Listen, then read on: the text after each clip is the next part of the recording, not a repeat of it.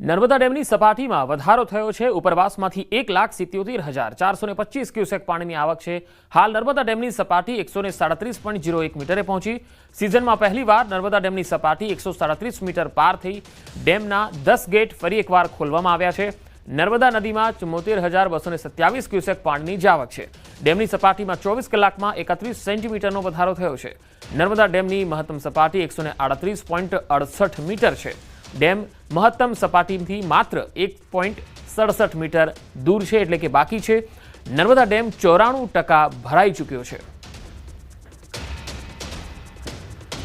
ઉત્તર પ્રદેશના મથુરાના સદર બજાર પોલીસ સ્ટેશન વિસ્તારમાં એક મહિલાએ હાઈ વોલ્ટેજ ડ્રામા શરૂ કર્યો। તેણે પોતાના મહત્વપૂર્ણ દસ્તાવેજો ફાડી નાખ્યા, જેના કારણે વિસ્તારમાં અરેરાટી વ્યાપી ગઈ। લોકોએ પોલીસને જાણ કરી। માહિતી મળતા જ પોલીસે મહિલાને સમજાવવાનો પ્રયાસ કર્યો, પરંતુ મહિલાએ હોબાળો ચાલુ રાખ્યો। પૂછપરછ દરમિયાન તેણે ખુલાસો કર્યો કે તેના પરિવારના સભ્યો તેના દુશ્મન બની ગયા છે, જેનાથી તેના જીવન અને સંપત્તિને ખતરો છે, જેના કારણે તે ગુપ્ત રીતે વૃંદાવન આવી હતી। મહિલાનો આરોપ છે કે તેના પતિની સાથે તેના ભાઈઓ પણ તેની પાછળ છે અને તેને તેમનાથી ખતરો છે, તેથી તેનો પીછો કરી રહ્યા હતા। ઘણી મહેનત અને સમજાવટ બાદ પોલીસે મહિલાને પોતાની કસ્ટડીમાં લીધી અને આ મામલાની તપાસ ચાલી રહી છે। હિમાચલ પ્રદેશના કિન્નૌર જિલ્લાના તરંડા પંચાયતના તાચ ગામમાં રાત્રે વાદળ ફાટવાની ઘટના બની। વાદળ ફાટવાથી પૂર આવ્યું, જેના કારણે વ્યાપક નુકસાન થયું। આ તસવીરો તમે જોઈ શકો છો। પૂરના કારણે 2 વાહનો પણ તણાઈ ગયા। અનેક ઘરો અને બગીચાઓને નુકસાન થયું। વહીવટી તંત્રએ રાહત અને બચાવ કામગીરી હાથ ધરી છે। તો હિમાચલના અનેક વિસ્તારોમાં આ પ્રકારે વાદળ ફાટવાની ઘટનાને કારણે અને ભૂસ્ખલન થવાના કારણે અનેક માર્ગો જે છે એ બાધિત થયા છે। પૂર જેવી પરિસ્થિતિનું નિર્માણ થયું છે। વાદળ ફાટવાના કારણે જનજીવન અસ્તવ્યસ્ત થયું। ઉત્તરકાશી, ચંબા અને ઋષિકેશ રાષ્ટ્રીય ધોરીમાર્ગ 3 દિવસ બંધ હતો, ત્યારે બીઆરઓએ ફરી તેને નાના વાહનો માટે ખોલ્યો છે। વધુમાં ઉત્તરકાશી, સુવાખોલી, મોરિયાણા, મસૂરી મોટરવેઝ 3 દિવસ પછી નાના વાહનો માટે ફરીથી ખોલવામાં આવ્યો। મોટા વાહનો માટેના રૂટ હજુ પણ બંધ છે, પરંતુ નાના વાહનો માટે રૂટ ખુલવાથી મુસાફરો અને ઉત્તરકાશીના રહેવાસીઓને મોટી રાહત મળી છે। ઝારખંડના રામગઢના પારસાડીહ અને ડુમરડીહ વિસ્તારમાં છેલ્લા 5 દિવસથી હાથીઓએ આતંક મચાવ્યો।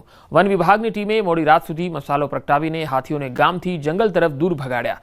હાલમાં હાથીઓ 3 જૂથોમાં વહેંચાઈ ગયા છે। છેલ્લા ઘણા દિવસોથી તેઓ આ વિસ્તારમાં પાકને નુકસાન પહોંચાડી રહ્યા છે। તેઓએ શાકભાજીના પાક પણ ખાઈ લીધા છે, જેથી ગ્રામજનો વળતરની માંગ કરી રહ્યા છે।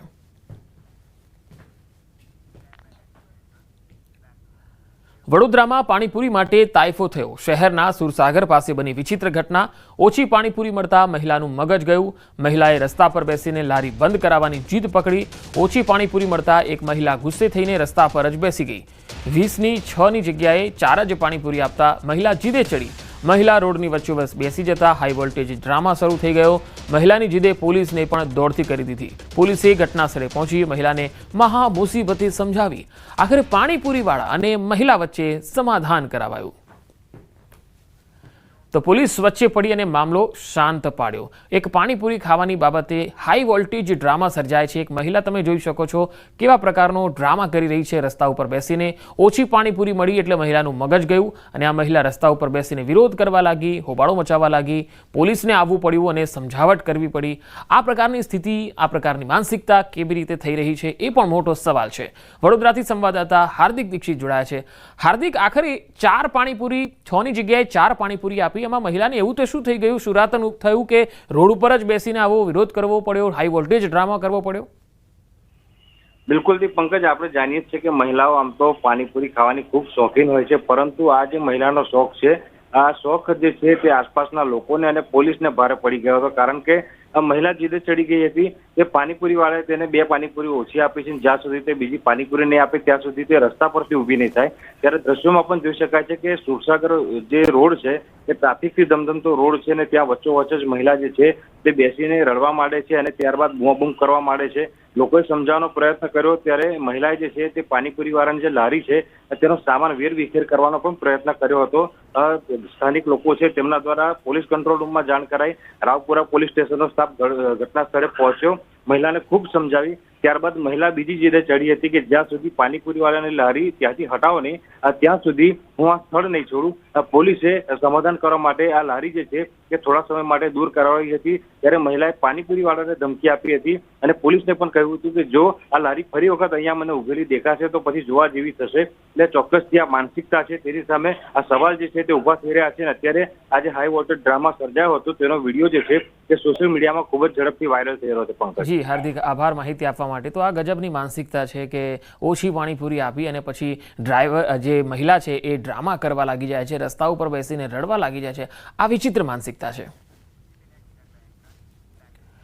વડોદરા મહાનગરપાલિકામાં મળેલી સભામાં વિપક્ષનો હોબાળો જોવા મળ્યો. સત્તા પક્ષના કાઉન્સિલરોએ જીએસટી વિષય પર અભિનંદન આપતા વિપક્ષે હોબાળો મચાવ્યો. શહેરના પ્રશ્નોને લઈ યોગ્ય ચર્ચા કરવાની રજૂઆત સાથે વિપક્ષે હોબાળો મચાવ્યો. વિપક્ષના 7 કાઉન્સિલરોએ સભાનો એજન્ડા ફાડી નાખ્યો. મેયરે સભામાંથી ચાલતી પકડતા વિપક્ષે ઘેરાવ કર્યો. મેયર પિંકીબેન સોની સામે વિપક્ષે રોષ વ્યક્ત કર્યો. છેલ્લા કેટલાય સમયથી શોક ઠરાવો વચ્ચે પાલિકામાં નથી મળી રહી સામાન્ય સભા. જંગલના રાજા સિંહને એક શ્વાને હંફાવ્યો. જી હા, જૂનાગઢના પાતાપુરના આધાર સિમેન્ટ ફેક્ટરી પાસેનો આ બનાવ. આ તસવીરોમાં તમે જોઈ શકો છો. ફેક્ટરી નજીકથી રાત્રિના 9 વાગ્યાની આસપાસ એક સિંહ પસાર થાય છે. ફેક્ટરીમાં રહેલા શ્વાને સિંહ પાછળ દોટ લગાવી દીધી. શ્વાન ઊભો થઈને સિંહ પાછળ દોડ લગાવતા પણ તમે જોઈ શકો છો અને ત્યારબાદ સિંહ ભાગવા લાગે છે. ફેક્ટરીમાં રહેલા લોકો પણ શ્વાન અને સિંહનો આ નજારો જોતા જ રહી ગયા. કારણ કે સિંહને જોઈને તો ભલભલા ભાગી જતા હોય છે, પછી એ જાનવર હોય કે મનુષ્ય. પરંતુ અહીં તો શ્વાનને ભસતા અથવા શ્વાને જ્યારે દેકારો કર્યો ત્યારે સિંહ ભાગતા જોવા મળ્યો.